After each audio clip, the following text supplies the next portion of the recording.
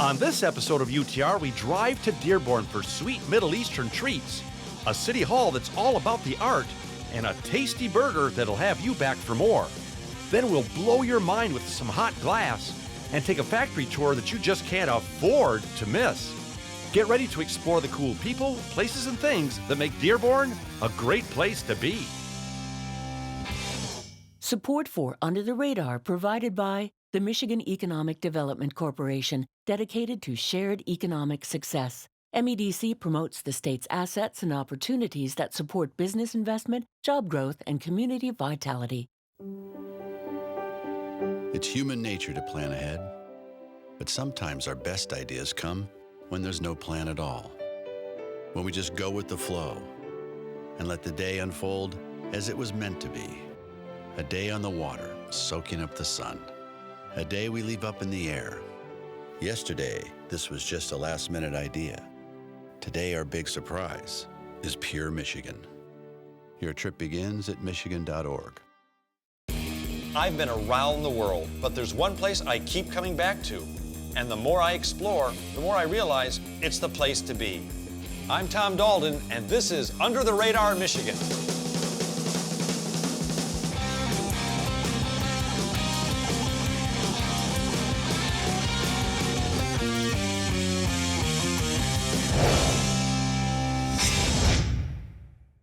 Ladies and gentlemen, welcome to Dearborn, the melting pot that is America, where cultures from around the world collide. And we're here to help make sense of all of it for you. It's what we do. The way I figure it, when you put this many great traditions and this much incredible food and culture all in one place, your sense of place is going to be pretty awesome and pretty international.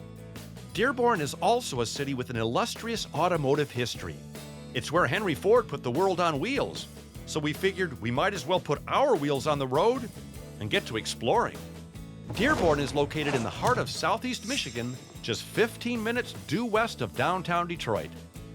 Now, with this trip to Dearborn, we're going to start off with a place that I think is the sweetest. Why? You're about to find out. Pardon me, excuse me. Look out, sweet stuff coming through. Oh yeah. When it comes to great food, Shatila is a sweet slice of the Middle East. They may be famous for their pastries and baked goods, but all their edibles will float your boat from here all the way to the Mediterranean. But before I taste some of these tried and true traditions, I thought it best to spend a little time with Faye Beydoun. She's the Chamber Executive Director, and she knows everything about Dearborn that, well, I don't. Dearborn is an extraordinary place for so many reasons. What do you think is your favorite reason? Diversity. The diversity that exists in Dearborn is wonderful. Dearborn is a city that has a population of 99,800, and from that I would say about 45,000 are Arab Americans. The remainder is mainstream, but the diversity is wonderful. If you look at where we're sitting right now on Warren Avenue, this area used to be populated by the Polish back in the early 1900s, and then the Polish started moving out and the Italians moved in, and then the Italians started moving out, and then you had where the Middle Easterns started moving in, primarily the Lebanese. Well, food is such a huge part of why I come to Dearborn. Yeah. I mean, it's a foodie paradise, and for so many reasons. Yep. But the Middle Eastern food here is extraordinary. Because it's very authentic. Because you still have either the immigrants or the first generation that are operating the foods. Making sure that things are done right. And things are still done the way that they were done back home. What do you think is the most misunderstood thing about Dearborn? That the people in this community are the same as everybody else. That we care just as much about our kids, our children, about health care, about employment. What is important to every single other American is just as important to us. And like you said, Dearborn is a melting pot. It is. And I am pleased to be in the same pot with you. Well, thank you. Well, now that I'm more enlightened, time for me to conquer this cuisine with Tanya Shatila. So your last name is Shatila, correct? Yes. Which leads me to believe, I have deduced that your family had something to do with starting this place. Oh, yeah. Some people think that. It was your dad, wasn't it? Yes. How did it start? We started in 1979 in Dearborn. My dad immigrated from Lebanon, and he opened a smaller shop couple blocks down on Warren, and everything was made from scratch, just recipes that he tweaked, and he'd literally sleep while his items were baking, and then they'd come out. If they weren't perfect, he'd toss the whole thing. So everything was literally perfected to a T by him. Well, he has taken his love for pastries and for Middle Eastern sweets and turned this place into an institution in Dearborn. Yeah. What does that feel like growing up in that? Growing up, I think we didn't really understand it that much, like being as young as we were, but as we got older and just from people's reactions, like, oh my gosh, that's your family's place, it was just a really, really cool feeling. Very, very blessed. Yeah, when you look down the row of pastries here, there's got to be hundreds of different varieties. How do you guys make all these here? Well, we do have our warehouse facility, which is where like the baklava is made and like cookies and things like that. Here, usually everything that has cream, like something that needs to be made and put out right away, is made here. The cakes are made here. So we have a lot of very hardworking employees. Yeah, I peeked in the back and they're very busy back there. Oh, yeah. And everybody's concentrating so hard, but you'd have to make something this beautiful. And everyone here was taught by my dad. Personally, what does this place mean to you? Just in short, like everything. It's holds a very dear place in our hearts, all of us. And we're just so grateful for what he left behind, and we just want to maintain it, and we hope we're doing a good job and that he's proud. Well, I may not know much about food, but I sure as heck know what tastes good. And when it comes to munchies from the Middle East, Shatila is an oasis of awesome edibles. So stop by and munch through the menu like I did. It's fun, and they'll be more than happy to help you. You know, in most cities, maneuvering through City Hall can be a bit of an art. But here in Dearborn, it's all about the art. And that's because they took their original historic City Hall and turned it into a super cool space where Dearborn can get creative. At City Hall Art Space Lofts, the main mission is to create affordable housing for artists and their families so they can do their thing. And their thing is to bring culture and economy to this great community. From the outside, not much has changed. But once we stepped inside, Mike Bewick from the Dearborn Development Authority showed me the incredible transformation. So whose creative concept was this? Well, in 2008, the mayor of Dearborn, John O'Reilly, came up with, he had visited art space in other communities, and so we were having discussion, and we decided, let's explore it and see if we could do something here in Dearborn. So I always get confused. So there's East and West, which is new and old Dearborn. We're in the East, You're older. in East, yes. Right, so this is the historic old City Hall, Correct. It which was built by Henry Ford? A lot of his money, dedicated in 1922. It's such a beautiful building, and I'm a big believer in reuse, because they'll never build buildings like this again. And to take something like this and make it a part of the community and put art in it is very cool. Oh, it's fabulous, and we had a lot of people, a lot of things that made it happen. Well, how many artists live in this space? We have 53 apartments, singles, families with kids, pets, so it's a multifunctional building. And what kind of artists? All kind? All kind, painters, dancers, sculptors, mixed media, musicians, singers. Are you artistically inclined at all? I can draw a line with a ruler. Well, then together That's maybe right. we'll share a space. They'll give us a closet here. Now, if you're wondering how the actual artists feel about this outside the box, but inside the old City Hall thing, fear not, because I actually talked to some. What has it meant to you and your art to be able to be in this space? I mean, really, it's an opportunity to be in a community of artists that will help inspire me to do what it is that I do. Well, what is your artistic X-Men power? Well, I'd like to say sculptor. That's my sort of #1 label, but I'm really a jack of all trades when it comes to working in 3D and 2D. I love to make things. I'm inspired each and every day with the exposure of all the different mediums of art. We have painters here, sculptors, the media arts. Anybody that does crochet? I'm the one. Oh, I knew it. Okay, I'm confused. I see sewing machines, I see drawings, I see glue. What is your art? Anything I feel a moment. Oh, a free-range artist. Yes, I am a free-range artist. What do you love about being here at Art Space? Actually, this is my utopia. This is what I've been dreaming about for so many years, a place that I could set everything up and leave it up and have the space to move around. And the people that live here, I learn something new every day. Building renovation and reuse stories always do my heart good. And when you add a creative twist like they're doing here at City Hall Art Space Lofts, it paints a beautiful picture of Dearborn. Let me ask you something. When was the last time you had a great hamburger and then got gas?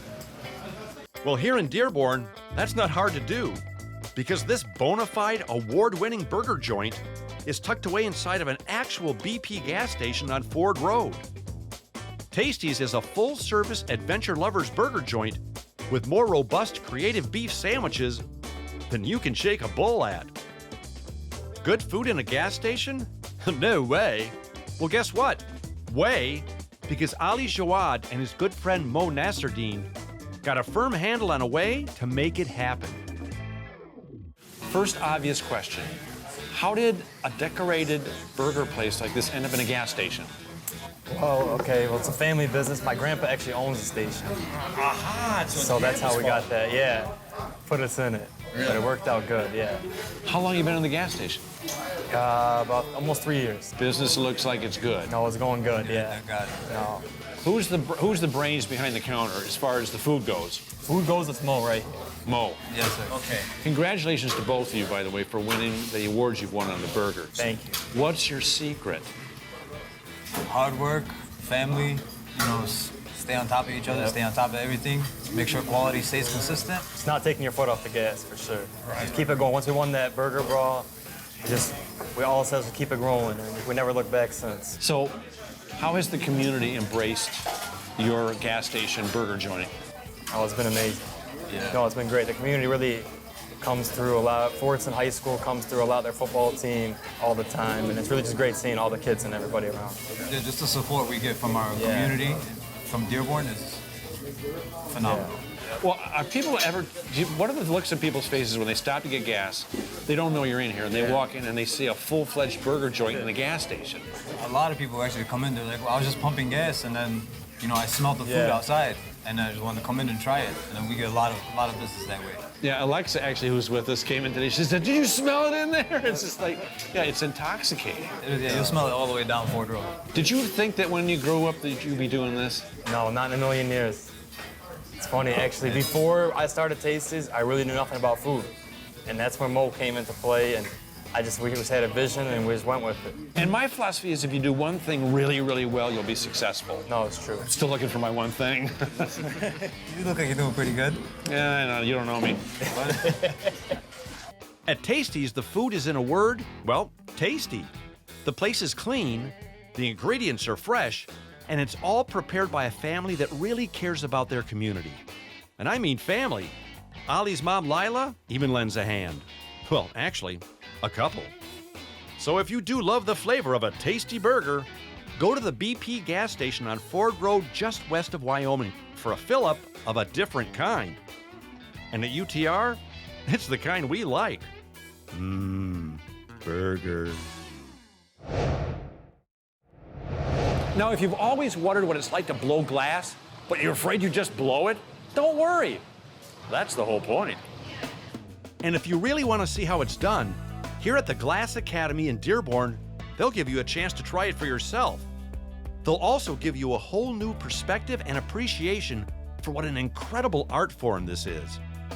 This unique place is a teaching facility, an event space, a design studio, and the brainchild of Chris Nordine and Michelle Plazinski, two world-renowned glass artisans who are spending their lives dedicated to this captivating craft.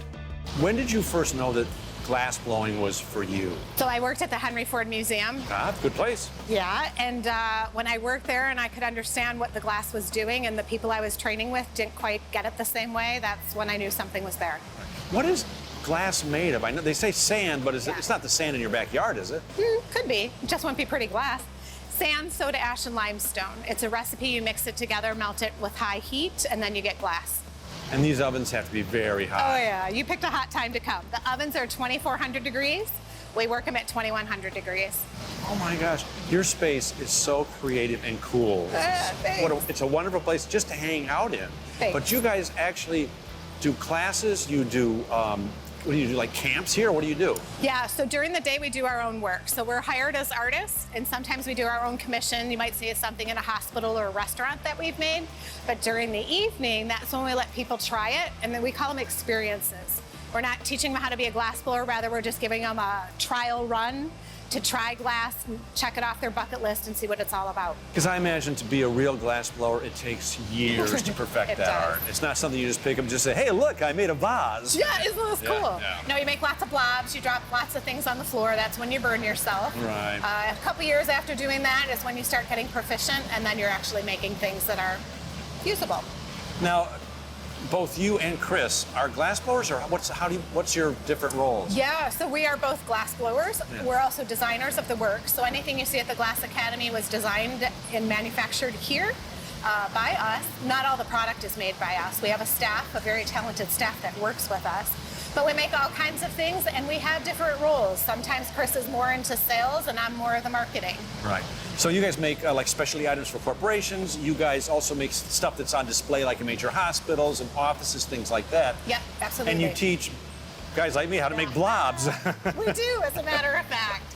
How long did it take you to become a real glass artist? I would say for myself, it was probably a good 5 years where I could grasp any idea I had and turn it into glass. So could someone like me actually maybe be so bold as to ask, could I actually try blowing a little bit of glass? Oh my gosh, we're gonna put you to the test. I guarantee I will be terrible at it. I guarantee that. To help me embark on my own modest menagerie, Michelle hooked me up with Glassmaster and super nice guy, Fred Sittig. Okay, Fred, I guess they're gonna let me try and blow some glass. Yes, Let's yes, do we it. are. Absolutely. We're going to do the big bubble blow. You Okay. ready? Well, I was hoping I could make like a vase with like 12 hummingbirds around the top. A vase with 12 hummingbirds? Yeah. That may be a little beyond your capabilities at this point in time. Okay, we'll do the blob. Let's start with the big bubble blow and see how it goes. Okay, we'll do a big bubble blow. You guys ever roast marshmallows in there? Not marshmallows, but you know, we have cooked from time to time. I imagine what the chicken would be, and it's done. Okay. Pretty much so. Gets a nice black char on it. Molten glass. Look how that glows. And look how it wants to just drip towards the floor. So I always have to keep it turning. Okay. Okay, All right. so we're going to shape it up on the steel top table. Okay. It's called a Marver table. And then I blow it into a bubble. Going to blow that it into a resembles bubble. A blob. A blob, or you know, the vase with the 12 hummingbirds, Right. whichever you prefer. Right. All Okay, right, here we go. here we go. So you're going to take the And pipes. turn it? Turn it, yep. Very good. Okay, start blowing. Starting about the size of a pea. Blow a little lighter, keep it going. Oh, nice. Keep blowing. Stop turning. You can just blow it a little bigger if you want. That's the best blob I've ever seen. It is, it's a beautiful one. I've never seen anything quite like it. Nothing like a hummingbird, but I'll take it. Yeah, yep. Well, enough blowing hot air, because that's about all I was doing. Time for the real reason we're here. A special event they periodically have that's appropriately named Hot Glass, Cold Beer. It's where Chris helps you and some of your very best friends design your own glass mug, and then he makes it right there in front of you. This event is awesome. And thanks to Chris's expert artistry, it wasn't long before I had a custom, handcrafted vessel with which to enjoy my frosty cold adult malted beverages. Take it from your old pal Tom. The Glass Academy is the hot new place to go to experience all things glass. Whether you're looking for some one-of-a-kind art or just something fun to do yourself a favor and melt some glass with these guys. You'll be glass you did. Get it? Oh boy. Have you ever looked at a car or a truck and wondered, how the heck did that happen? Well, wonder no more. And that's because the good folks at the Henry Ford put together an amazing experience called the Ford Rouge Factory Tour.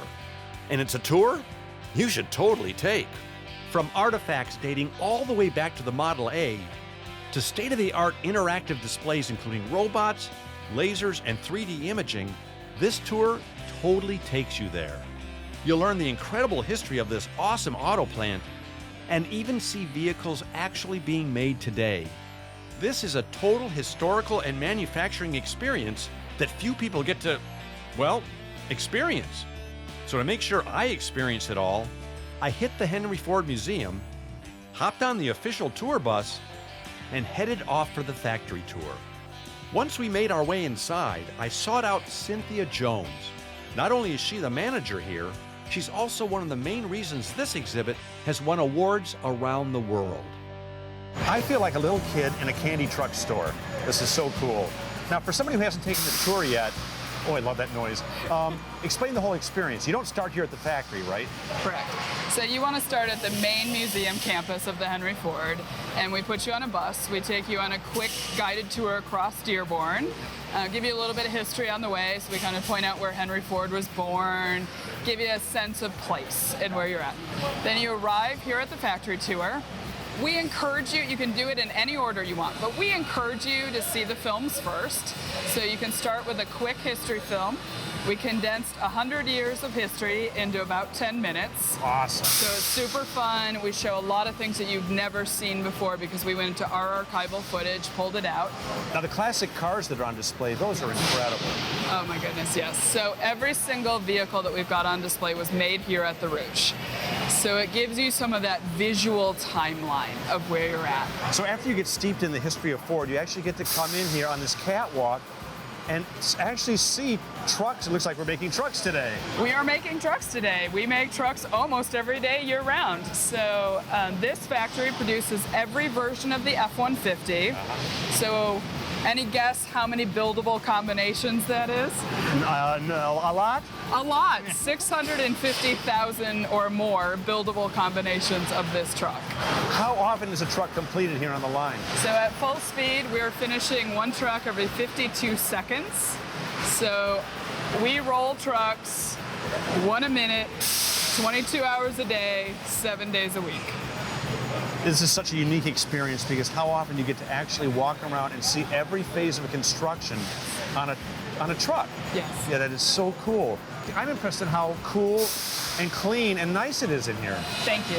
We're very thoughtful about how you work here because these folks work hard. This is one truck every 52 seconds means they have 41 seconds to do their job. That's amazing. And they do that same job 600 times a day. So we need to be thoughtful about how they do that. So we think a lot about ergonomics, we think a lot about the place to make it a good place to work. How long has Ford been making cars and trucks on this site? So Henry Ford bought the property in 1915. Our first car or truck fully produced here was the Model A, so it was late 1920s. So we've been in active production for 100 years. And I understand you actually have a living roof here? We do. So Bill Ford was very visionary, and he looked out from his office at World Headquarters. He can see the Rouge, so he can look at us every day. And he thought about this place that's building the world's amazing truck and this amazing place, 100 years of history. How do you go forward? How do you be a good neighbor? And he thought about green technology, a living roof, all the things that we do here, all the birds, the bees, the plants that we've brought back here, thinking about the air in the water, how people work, where they work. It's not just the truck, it's the overall piece. Now, on a personal level, you've been here for over 15 years, correct? And you actually helped design this tour. Yes, I did. How does that feel? Oh my goodness. So I am so proud to work here, to tell the history of a place, but more importantly to me personally, innovation lives here. Every single day, innovation, innovation, innovation. So to be part of something like that, I got the best job in Detroit. And I understand at the end of the tour, you get a truck. Is that correct? Well, you could buy a small Matchbox truck. Okay, I guess I can go for that. I'll do that. Darn it, that never works.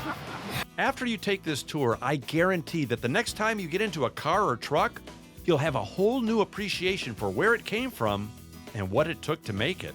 I also guarantee that if you come to Dearborn, you'll feel warm and welcome in this marvelous melting pot. It's America, all rolled up into one great city. Hey there. Want to know more about all the great places we go on the program? Just go to our website. You can watch episodes, tell us where to go, jump to our Facebook page, and even buy a hat like mine. So just go to utrmichigan.com. That's utrmichigan.com. Go now. Or now.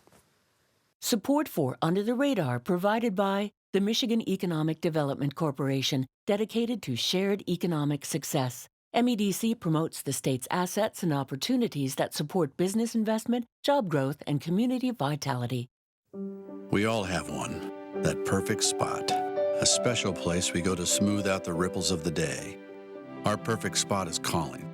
Our perfect spot is Pure Michigan. Your trip begins at Michigan.org.